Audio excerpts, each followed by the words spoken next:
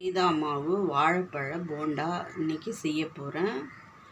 1/4 kilo மைதா மாவு ஜலிச்சு இந்த கிண்ணத்தில் போட்டு வச்சுருக்கிறேன். ஒரு வாழைப்பழம் எடுத்துக்கணும். 1/2 கப்பு சர்க்கரை,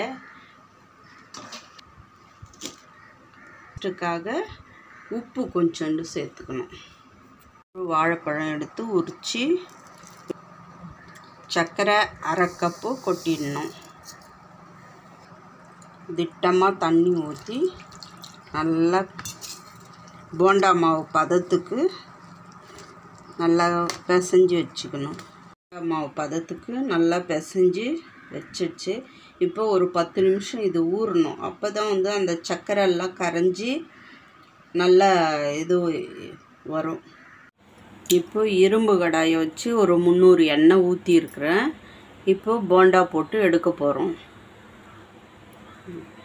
இப்போ இந்த மாதிரி சின்ன சின்ன போண்டாவாக போட்டோம்னா பெருசாகவும் ஆகும், நல்லா வெந்துடும்.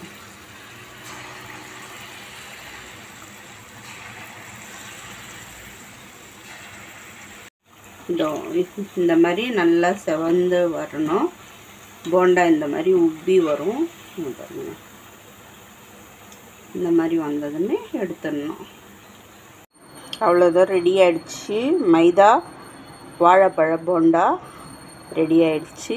வாங்க சாப்பிட்லாம்.